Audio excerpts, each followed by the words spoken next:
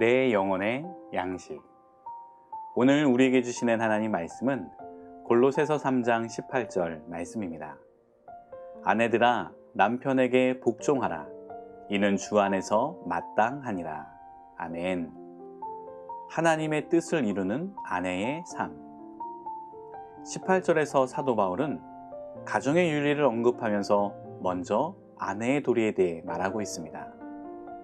그런데 이 말씀을 얼핏 보면 마치 가부장적인 자세에서 아내의 일방적 복종을 명령하는 것처럼 보여서 오해를 일으키기도 합니다. 하지만 이 말씀은 오늘 우리의 시점으로 바라본 잘못된 오해일 뿐입니다. 왜냐하면 사도 바울은 분명히 주 안에서 라고 말하고 있기 때문입니다. 사도 바울은 주 안에서 남자나 여자나 자유인이나 종이나 아무런 차별이 없으며 동등하다고 분명히 선언하고 있기에 유교적인 가부장적인 입장에서 이러한 말씀을 하는 것이 아님은 분명합니다.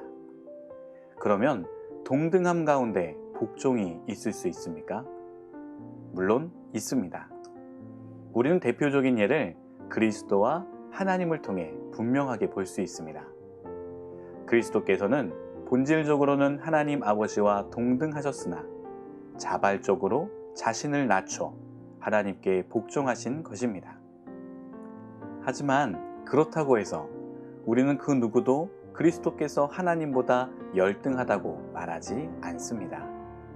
오히려 그렇게 스스로를 낮추셨기에 하나님은 그리스도를 더 높여주셨습니다. 그러므로 성도 여러분, 우리는 이 말씀을 볼 때 만물을 질서대로 관리하시는 하나님의 관점에서 보아야 할 것입니다. 그렇다면 본절의 성경적 의미는 무엇입니까? 베드로전서 3장 1절은 우리에게 이렇게 말씀해 주십니다. 아내 여러분, 이와 같이 여러분도 남편에게 순종하십시오. 그렇게 하면 비록 말씀에 순종하지 않는 남편이라 할지라도 아내의 말없는 행하는 행실을 통하여 구원을 얻게 될 것입니다. 남편에 대한 아내의 순종은 하나님의 뜻을 이루는 영혼 구원으로 이어집니다.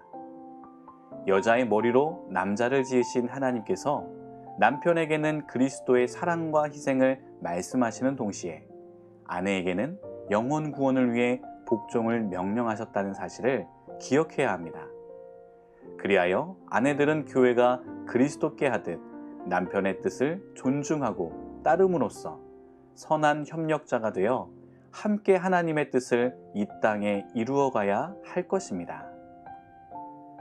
전에 하나님께 소망을 두었던 거룩한 부녀들도 이와 같이 자기 남편에게 순종함으로 자기를 단장하였나니. 아멘. 우리 다 같이 기도 드리시겠습니다. 오늘도 우리의 산 소망이 되시는 하나님을 찬양합니다. 귀하고 복된 하루 주님과 항상 동행하여 감사와 기쁨이 넘치게 하여 주시옵소서. 주님이 우리에게 말씀하신 명령들은 항상 하나님의 뜻을 이루는데 중요한 역할을 감당합니다. 오늘도 주님의 뜻을 이루는 사명자로서 주신 말씀 깊이 깨달아 남편에게 순종하는 아내, 아내를 사랑하는 남편이 되게 하여 주시옵소서. 그리하여 구원받는 가정 되게 하시고 놀라운 구원의 기쁨 누리게 하여 주시옵소서. 이 모든 말씀 예수님의 이름으로 기도드렸습니다. 아멘.